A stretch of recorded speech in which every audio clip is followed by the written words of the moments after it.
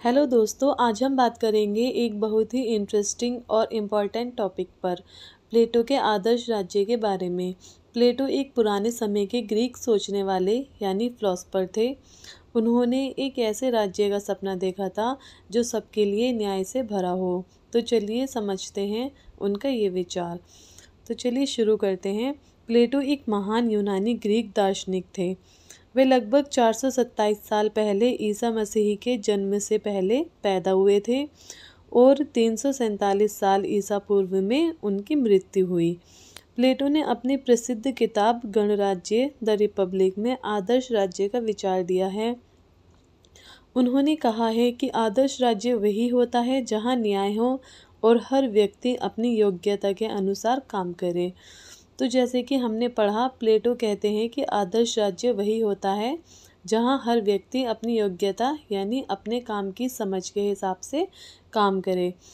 जो ज़्यादा समझदार हैं तो वो राज्य को चलाएं और जो सुरक्षा कर सकते हैं वो सैनिक बने और जो मेहनत करके देश को चलाते हैं वो अपना काम ईमानदारी से करें। जब सब अपना अपना काम ठीक से करें तभी एक अच्छा और न्याय से भरा हुआ राज्य बन सकता है। तो दोस्तों, प्लेटो का मानना था कि सब अपनी जगह सही काम करें बिना किसी लालच के, तो सब कुछ ठीक चल सकता है। यही था उनका आदर्श राज्य। अब चलिए जानते हैं कि प्लेटो के आदर्श राज्य की असली मकसद क्या था, यानी कि उनका उद्देश्य क्या था। प्लेटो मानते थे कि राज्य का उद्देश्य न्याय सुनिश्चित करना है और हर व्यक्ति को वही कार्य करना चाहिए जिसके लिए वह उपयुक्त है। प्लेटो ने कहा कि एक आदर्श राज्य वही है जहां न्याय होता है और हर इंसान वही काम करता है जिसमें वह सबसे अच्छा हो। तो दोस्तों, प्लेटो कहते हैं कि एक आइडियल राज्य वही होता है जहां न्याय हो, हर व्यक्ति वही काम करे जो उसके लिए बेस्ट हो। जब सब लोग अपनी योग्यता के हिसाब से काम करते हैं तभी समाज में न्याय और शांति बनाई जा सकती है। आप जानते हैं कि प्लेटो के अनुसार न्याय का क्या अर्थ होता है। प्लेटो के अनुसार हर वर्ग को अपना काम ईमानदारी से करना चाहिए। कोई भी वर्ग दूसरे के काम में दखल ना दे। यही सच्चा न्याय है। जब सभी अपने अपने कर्तव्य निभाते हैं तभी राज्य में शांति होती है।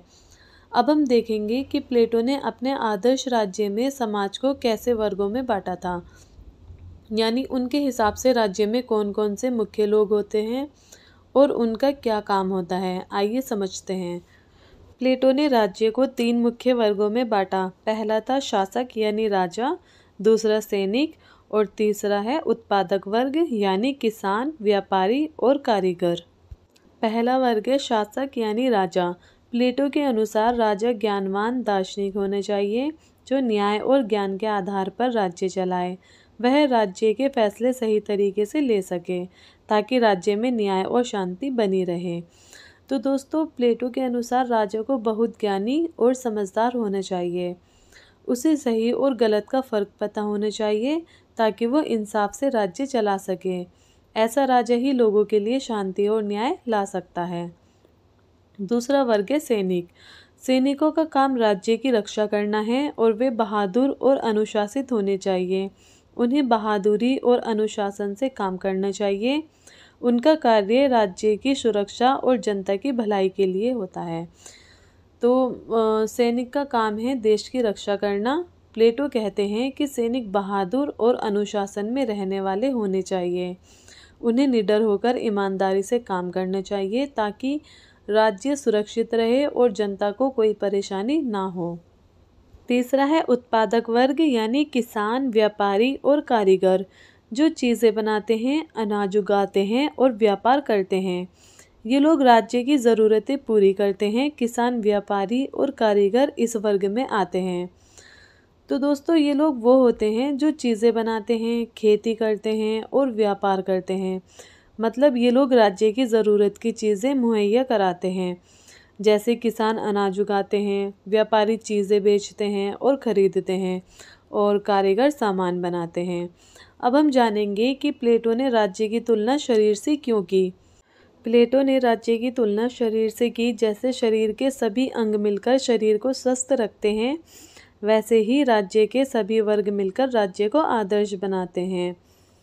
तो दोस्तों, जैसे हमारे शरीर के अलग अलग अंग मिलकर शरीर को ठीक से चलाते हैं, वैसे ही प्लेटो ने राज्य को 3 मुख्य वर्गों में बांटा, यानी कि राज्य के 3 मुख्य वर्गों की तुलना शरीर के अंगों से की है। आइए इसे समझते हैं। पहला वर्ग है राजा।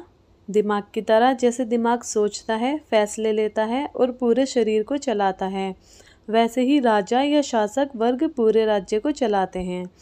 दूसरा है सैनिक। हाथ और पैर की तरह जैसे हाथ पैर शरीर की रक्षा करते हैं, वैसे ही सैनिक राज्य की रक्षा करते हैं।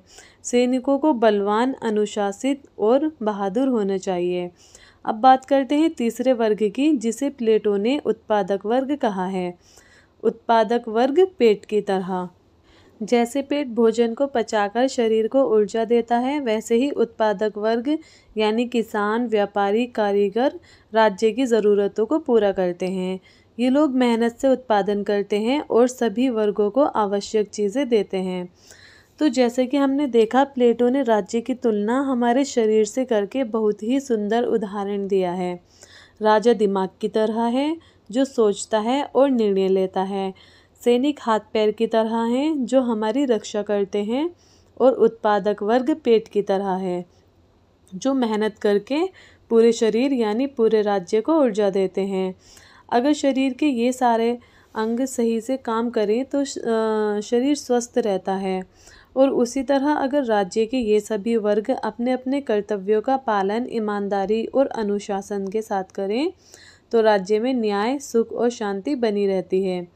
प्लेटो का यह विचार हमें यह सिखाता है कि एक अच्छा और संतुलित राज्य तभी बन सकता है जब हर वर्ग अपना योगदान जिम्मेदारी से दे।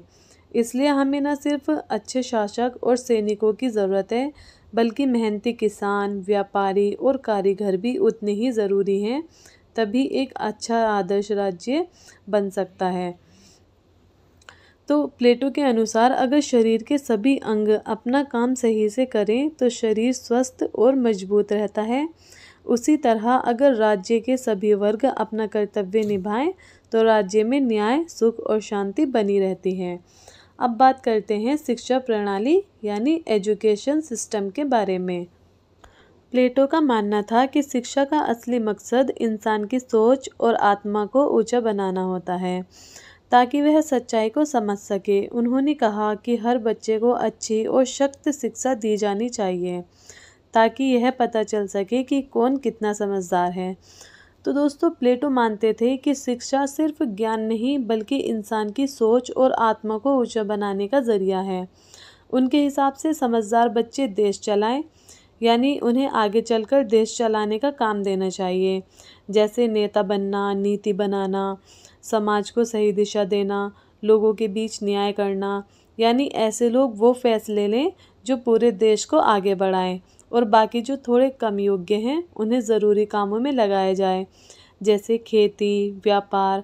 मतलब शिक्षा से यह तय होना चाहिए कि कौन किस काम के लायक है। अब बात करते हैं प्लेटो के एक और अनोखे विचार की, संपत्ति और परिवार को लेकर। प्लेटो का मानना था कि अगर शासक और सैनिकों के पास निजी संपत्ति या परिवार होगा तो वे निष्पक्ष नहीं रह पाएंगे। आइए समझते हैं। प्लेटो का मानना था कि राजा और सैनिकों के पास ना तो अपनी निजी ज़मीन जायदाद होनी चाहिए और ना ही अपना अलग परिवार। उन्होंने कहा कि इन सब चीज़ों को सबके साथ मिलकर साझा करना चाहिए, क्योंकि अगर उनके पास अपनी संपत्ति या परिवार होगा तो वे लोगों का भला करने के बजाय अपने घर वालों या अपने फ़ायदे के लिए काम करेंगे, जिससे भ्रष्टाचार, पक्षपात और स्वार्थ पैदा होता है। अब बात करते हैं उस इंसान की जो सबसे बेहतर तरीके से देश चला सकता है, यानी दार्शनिक राजा। प्लेटो का मानना था कि राज्य चलाने का काम ऐसे इंसान को देना चाहिए जो बुद्धिमान हो, सोच समझकर फैसले ले और जिसे सच्चाई, न्याय और भलाई की समझ हो। ऐसा इंसान ही सबका भला सोच सकता है और उसे ही दार्शनिक राजा कहा जाता है। प्लेटो के अनुसार सिर्फ दार्शनिक ही सबसे अच्छा और आदर्श शासक बन सकता है, क्योंकि वो लालच या अपने फ़ायदे के लिए नहीं बल्कि सबकी भलाई के लिए शासन करता है।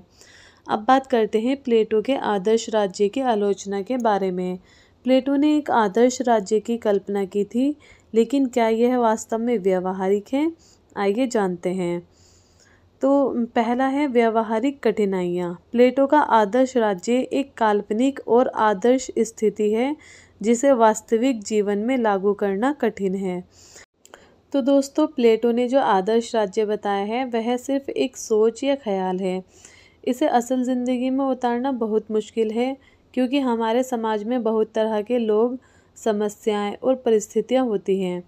हर किसी का व्यवहार और सोच अलग अलग होती है, इसलिए एकदम सही और समान आदर्श राज्य बनाना मुश्किल है। सोचिए कि एक क्लास में हर स्टूडेंट को एक ही तरह से पढ़ना, एक ही नियम मानना और एक ही काम करना पड़े, पर असल में हर बच्चे की समझ और पसंद अलग होती है। इसी तरह प्लेटो का आदर्श राज्य भी ऐसा है, जहाँ सब कुछ एक जैसा हो, लेकिन असल ज़िंदगी में हर इंसान अलग होता है, इसलिए यह व्यवहारिक रूप से लागू करना बहुत मुश्किल है। दूसरा है व्यक्तिगत स्वतंत्रता का अभाव। शासक और रक्षकों को परिवार और संपत्ति से वंचित रखना मानवाधिकारों का उल्लंघन माना जा सकता है।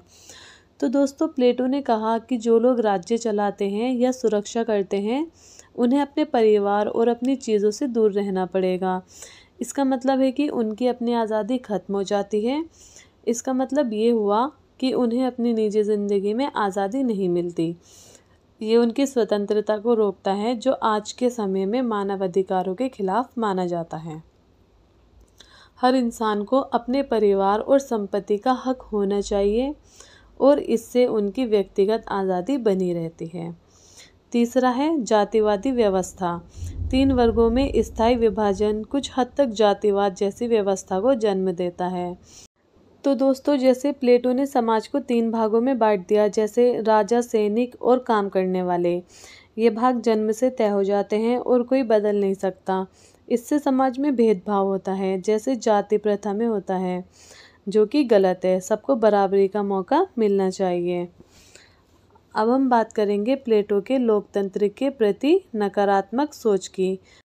प्लेटो ने लोकतंत्र की आलोचना की और उसे भीड़ का शासन बताया, जबकि आज के युग में लोकतंत्र को श्रेष्ठ शासन प्रणाली माना जाता है।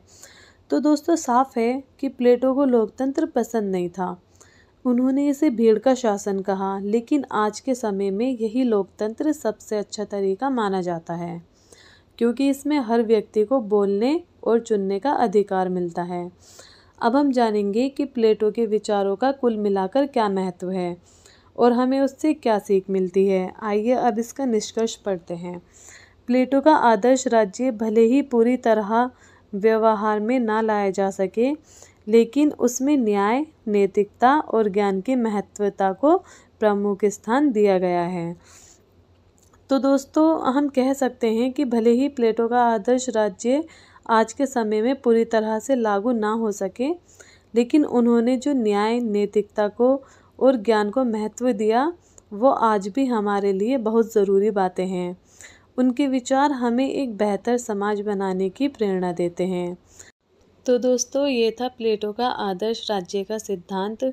अगर आपको इसमें कुछ कन्फ्यूज़न हो तो आप प्लीज़ कमेंट करके बताइएगा, और अगर आपको हमारी वीडियो अच्छी लगी हो तो प्लीज़ इसे लाइक करें, शेयर करें और हमारे चैनल को सब्सक्राइब करना ना भूलें। मिलते हैं अगली वीडियो में।